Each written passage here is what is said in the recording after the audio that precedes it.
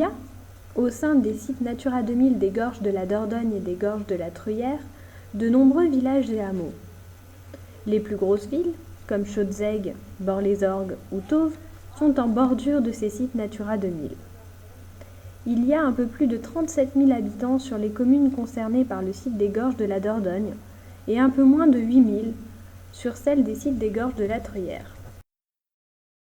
Les espèces farouches comme la cigogne noire ou l'aigle botté ne s'approchent que très rarement des habitations. Par contre, le milan royal, le milan noir, le piquemar ou encore l'alouette lulu peuvent venir faire de petits tours à proximité des habitations. Nos pratiques, en tant qu'habitants, peuvent influencer la qualité du milieu de vie des espèces sauvages qui vivent à proximité de nos maisons, mais aussi de celles qui vivent plus loin. Les risques sont nombreux autour de nos maisons pour la faune.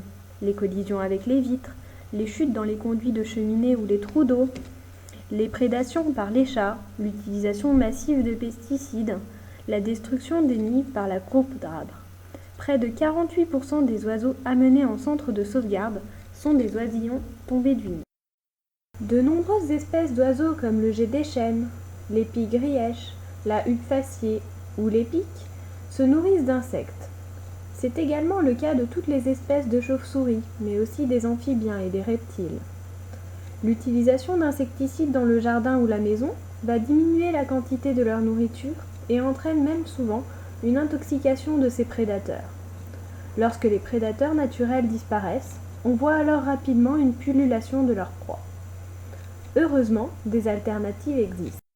Dans un premier temps, empêcher la faune d'entrer dans la maison. Pour limiter l'utilisation d'insecticides et de rongicides dans la maison, il faut empêcher ces animaux d'entrer dans l'habitation. On peut, de manière préventive, installer des moustiquaires aux fenêtres et les fissures par lesquelles rentrent les fourmis et les rongeurs peuvent être bouchées. Dans un deuxième temps, inviter les prédateurs naturels chez soi.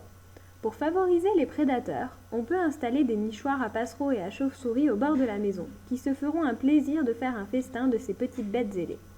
Par exemple, les pipistrelles peuvent construire jusqu'à 600 moustiques par nuit, soit un quart de leur poids. Une jeune hirondelle, quant à elle, consommera environ 200 000 insectes avant son envol. Les autres oiseaux, comme le gros bec casse-noyau, le rouge-gorge ou les mésanges, apportent eux aussi une forte richesse écologique. Pour les aider, nous pouvons semer et planter des arbres ou plantes à fleurs riches en nectar et en pollen et installer des mangeoires et des nichoirs en hauteur à l'abri des prédateurs.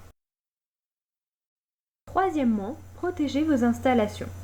Les oiseaux cherchent régulièrement de nouveaux endroits pour nicher au printemps ou pour se protéger pendant la mauvaise saison. Ils peuvent facilement être attirés et pris au piège dans les conduits de cheminée.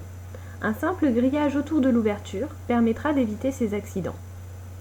Les collisions contre les vitres sont également très fréquentes pour les oiseaux. Le ciel se reflète sur la surface vitrée et ils ne voient plus l'obstacle. La pose de décoration ou de silhouette sur la face extérieure rendra l'obstacle de nouveau visible. Les réserves d'eau à pente abrupte, telles que les abreuvoirs, bouches d'évacuation des eaux ou piscines, peuvent être des pièges mortels pour la petite faune. Les oiseaux et petits mammifères qui viennent y boire peuvent tomber, ne pas arriver à en sortir et finir par s'y noyer. Une simple branche ou planche en bois permettra au petit animal de quitter l'eau en toute sécurité. Quatrièmement, préserver les habitats de reproduction. De manière générale, pour éviter de déranger la faune à la période de reproduction et d'élevage des jeunes, il est préférable d'attendre l'automne pour couper et tailler les haies et les arbres. Conserver les vieux arbres est également très important pour certaines espèces. En effet, les rapaces nocturnes comme la chouette hulotte ont besoin de cavités arboricoles pour élever leurs jeunes. Cinquièmement, si vous souhaitez aller plus loin, vous pouvez faire de votre jardin un refuge pour la biodiversité.